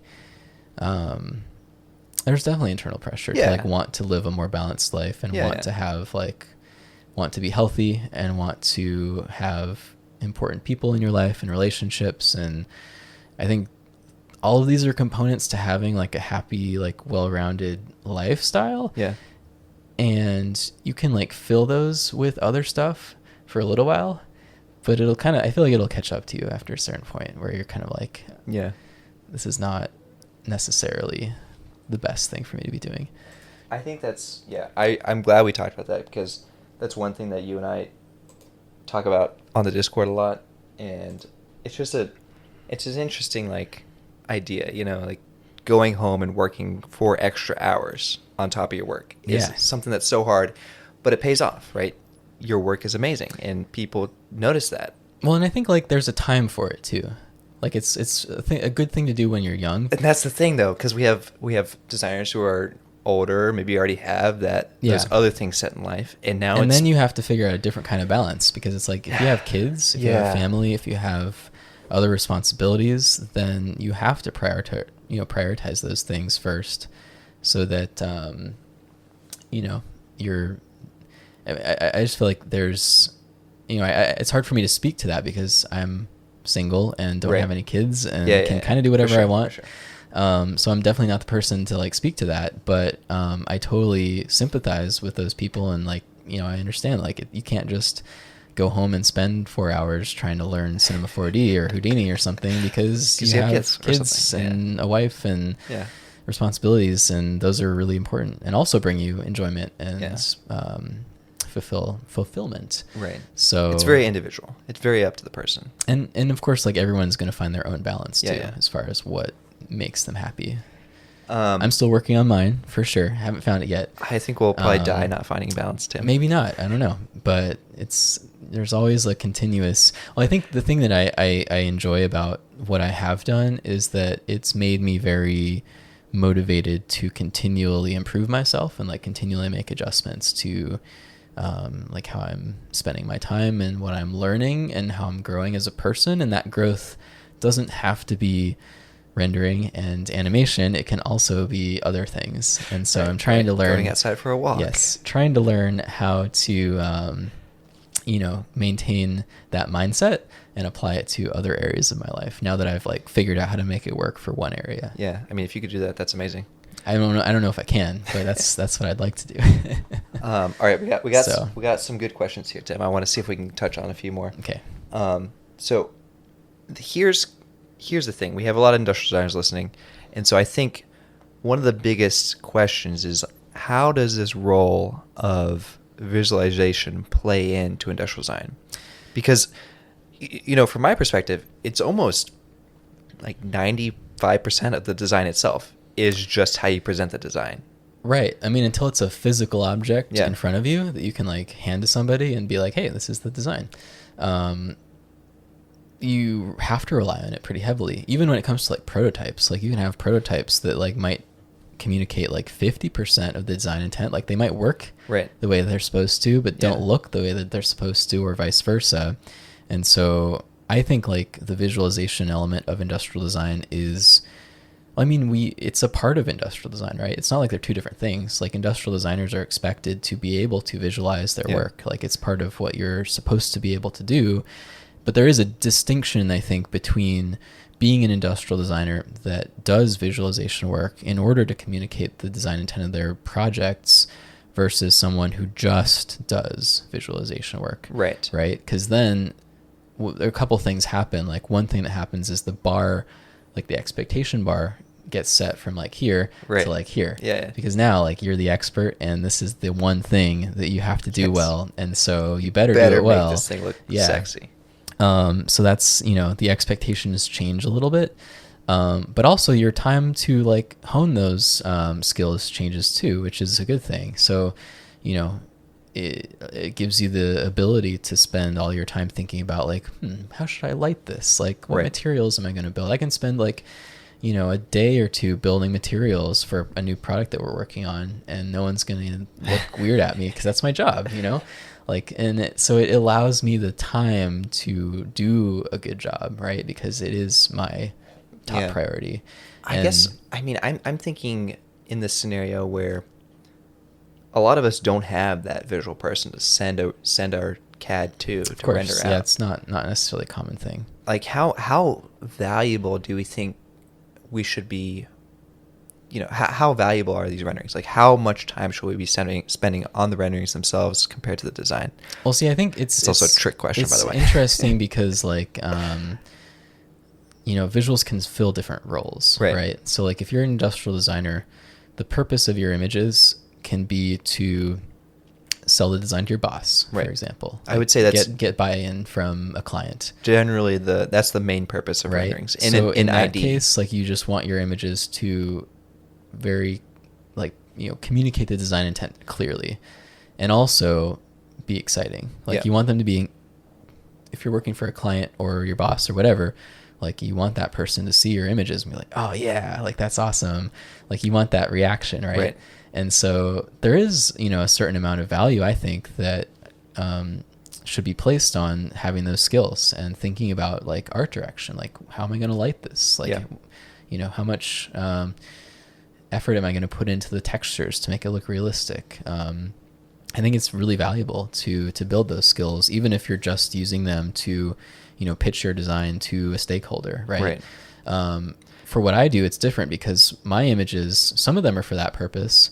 Others are for consumers to want to buy the product. That's different. Yeah, that's a different. And so then it's like, okay, well, I need to not only communicate what the product is and to a certain extent what it does, but also like the amount of like engaging in it, or like engagement and excitement that you have to create is a lot higher, because now you're thinking about like, okay, what are these people's perception of our brand, and like how do the images that I'm creating fit into our brand, and like the overall like messaging of the company and like what we're all about.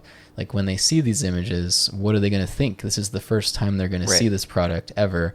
Like, how do I make sure that they have the right reaction to it? Like, and the right sort of perception, like emotional response. And the reason, and I think so, what I notice now is like when you're an industrial designer and you're creating images to pitch your idea to a client, you probably won't iterate on them that much. Like you'll iterate on them a little bit yourself to try and like get something that you're happy with. Yes. But I will spend like a month like just working on like if we're doing like a packaging render, for example, for a product, like we'll spend like, a month like tweaking it and revising it again, and talking about exactly what angle we want to show it from, and exactly what colors we're going to do, and exactly what the lighting is going to be like. And those decisions like have such higher like ramifications when like that is the image that every single person is going to see before they buy this product. Exactly. And their decision making process for buying the product is going to be at least partially like hinging on that image. And so it's a lot of pressure, and it changes like the sort of the calculus that you have to make in your head while you're working on it. And some of that is good, and I think it's good because it's taught me to be a better, more thoughtful visualizer, if that's a word. Visualizer. 3D artist. It's taught me to like put a lot more thought into the reasons why I'm doing a certain creating a certain image in a certain way. But I also miss the freedom of being able to just do whatever I want and, not have to satisfy a dozen different stakeholders. And so that's another reason why I'm super motivated to continue doing my personal work, because it's my playground to where I can make whatever images I want to make, and the only bar that I have to satisfy is whether or not I think it's cool. Yeah. And so I think with the stuff that I make is like very small amount of iteration usually. And I have like a pretty low bar for like what I will consider worthy of like posting to the public. Yeah. That's interesting. I mean, I guess when I'm thinking about it, it's like, especially nowadays, everyone has Keyshot. Everyone's able to really whip up a really decent rendering in a very short amount of time. Awesome, by the way. And it's crazy what people can create nowadays. It's almost like now we are almost faking ourselves out, because it's like we can create a very simple extruded rounded rectangle and then put some like really nice lighting on it, and then wow, we can sell it to our client. Well, yeah, you're doing the same thing that I do when I'm trying to like create that excitement and that emotional response when someone sees the image. But do you think that's bad though, if we just... No, because I think your job as an industrial designer is to believe in the design of your product, right? And convey that, like, it doesn't matter in the best way if you possible. can make it extra awesome by like visualizing it a certain way. Right. Like, you still have to believe like this is a good design, and I am putting my like my stamp of approval on this concept. Sure. Even if it's a rounded rectangle. Even if it's a rounded rectangle. Yeah. If a rounded rectangle is what it should be to solve the design criteria for the project, then there's nothing wrong with that. Okay. And making it beautiful in a rendering is only going to be icing on top of that cake. That's right? good. You relieved a lot of anxiety there, Tim. I don't think you should be anxious about that at all, as long as your designs are things that you believe in. That's great. Tim, we got a fun question. You ready for a fun question? It better not be the one that I'm thinking of. No, this is great. Lauren says, if you legitimately got the opportunity to travel to Mars, but there was no return ticket, would you do it? This is like the Elon Musk question. Why or why not? I would not do it. No, you wouldn't go to Mars? I would not go to Mars. What if you had a return ticket? If I had a return ticket, I would think about it a little bit harder. Still probably say no, just because it's funny because I think everyone on the Discord knows that I'm obsessed with space and spaceships, and I love space travel as a concept, and I want us to do more of it, and I think it's good for our just benefit as a species. But I'm very scared of it in terms of like the realities of what it entails. You're scared because you'd be stuck up there forever? No, I'm scared of like the dangers involved. Yeah. Like, it's not a very safe thing to do, and especially visiting Mars, which is something we've never really done before with humans. There's all kinds of stuff that could go wrong, and I'm definitely not the type of person to take unnecessary risks with things like that. So I'm not the person who would be the first to sign up for something like that. I would sign up as long as I got to fly in your spaceship, Tim. Okay. Well, that makes me feel better. No, but I think like if commercial space travel was a thing that was like a little bit more tried and true, then I would definitely consider it. Okay, so you're not going to be the first I'm not one. going to be the first person. You're not going to be the like, first generation. Let's say like we could live forever. A couple generations down the road, it's already established, it's pretty safe, you'd go up and check it out. For sure. Okay, cool. Definitely. And it would be, I'm sure it would be an awesome experience. All right, maybe one or two more questions here, Tim, and then we'll wrap up. But so what's the future like? Are you like 5-10 years out? Where do you see yourself? We've transitioned now from ID to just 3D generalists. Like you said, you would love to do your personal projects full time in a way. Well, right? I mean, if that were a financially sustainable thing to do. No, I think for me, I'm still really interested in continuing to learn more things and continue to like improve skills that I already have, right? And also learn new ones. So, and I think part of that too is like continuing to take the work that I'm doing in new directions. And a lot of the people that I look up to, like Ash, for example, they kind of cut their teeth in the entertainment industry doing work for like film and movies. Yeah.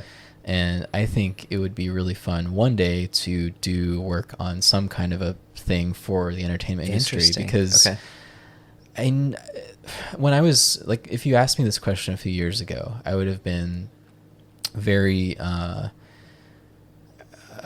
guess not very confident in myself in terms of my ability to work on something like that, because, just comparing myself to all of the people that I look up to, I've been like, there's no way I could actually work on a project like that. I'm not skilled enough, not experienced enough, whatever. But I think I've gotten over that at this point, and now I feel like I'm in a place where if an opportunity like that came along, like I would be able to confidently say like, yes, this is something that I can do and something I should do, and it'll be good for my good for my own goals in terms of the types of projects that I like to work on. Because I think as a 3D artist, like one of the things that's really cool is that you can visualize things that don't exist, right? And I think the entertainment industry provides a really cool opportunity to work on things that are completely in the realm of imagination. Like the spacecraft project that I'm working on right now. Like I love, imagining, realities that don't exist, and vehicles and props and things like that. Like I think there's an alternate dimension where I did concept art as a career path instead of industrial design. And I wonder what that alternate dimension is like, because there's another Zarki out there on another planet. When I was in high school, like thinking about what I wanted to do, like the idea of being a concept artist occurred to me. And I looked at Art Center as a place to go for that. And I was just so intimidated at the time by the level of skill that I saw on display there. And also like just how hard they work in that industry. It's a very, just a very fast-paced, very intense industry to work in. And I know a lot of people at Oculus who came from that industry, and especially visual effects, and are like, I came to Oculus to escape that because it was too much for me. Interesting. Wow. Yeah, like you work really hard. But one thing I have seen though is that there's a lot of freelancers that will like will get brought into a project for a film, for example, to do concepting in the beginning, hand off their work to the visual effects people to actually like do the final version of it, but they provide like the inspiration and like the initial sort of seed for what it should look like. And I think it'd be really cool to like fit myself into that role on some kind of a project. But I feel like I have a little bit more like portfolio building to do in that realm, because like I can prove to anybody that like I can render products really well. Right. I don't think I can yet prove to anybody that I have the chops to like do, a concept like space vehicle for like a movie. I'm getting there. I'm working on it. But that's the motivation for all this stuff, is because like that's kind of a personal goal of mine. And it's something I feel like I'm not quite there yet, but it's something that I feel like could be on the horizon. Definitely. That's awesome. All right. One last question, Tim. Of course, you probably know it because we ask all our guests this. What are you excited about in the future of design or visualization? Well, I work for a VR company, so there's some pretty obvious answers to that question, I think. And honestly, like I love, because I spend all of my day, working on VR devices, I love seeing when people do really creative things with them, which is my like opportunity to like plug the stuff that you're doing, because I feel like, you are one of a few people whose name comes up a lot at work when we're trying to think of like, who are some people out there who are like doing really awesome stuff with VR in the design space? Because there's, lots of like, VR is like very entertainment industry focused right now. It's very like gaming and, watching, like consuming media of different kinds, like immersive media. But there's so much potential for VR in like art and design and creation, for sure. And just like, I want to see more of that. And I'm really excited about the potential of that, especially as I think once VR becomes cheaper to get into and more pervasive, the number of companies that are going to want to develop tools for it is going to expand. And the amount of funding that's going to get put into those tools is going to expand. And I think that they're going to get a lot better, and the things that people create with them right now are already pretty amazing. Yes, for sure. So I'm really excited to see kind of how that continues to progress, because I'm sure there's a lot of things in your mind that you can't say. Yeah, I'm like choosing my words very carefully right now, because I can't talk about anything that obviously anything confidential at work, but I can see a glimmer in your eye, and that's what makes me happy. I don't know. I think it's going to be just a really cool technology, especially when it comes to design and just creation, and allowing yourself to like imagine an experience and then like give that experience to somebody else, and be like, hey, this is this thing that I imagined, now you go like experience it yourself. Like I love the idea of being able to do that, and I'm on board with that future. I am. I know you are. I'm excited for that. Well, Tim, again, thank you so much for for being on the podcast. It's been a long time coming. I'm also really happy because you also have a good podcasting voice, and your audio is going to be crisp. People tell me that. I don't know why. I don't know where that comes from. But thank you. And honestly, it's been an honor to be on the podcast. You know, I'm a big fan. You know, I'm on the Discord all the time. So for me, this is like my it's a big milestone for me. So I really appreciate it. Of course, if you want to check out Tim's work, you can find your work on Zarki.net. That's my website. Instagram is _Zarki_. Yep. Everything else you can find through those. So, and if you want to contact Tim at any moment, Discord. Join the Minor Details Discord. I will probably be there. On it, he sleeps with the Discord right next to his pillow, so you can contact him. It's almost an accurate statement. But yeah, as always, I'm at Nick Baker. And I'm Tim Zarki at _Zarki_. Peace out. Peace out.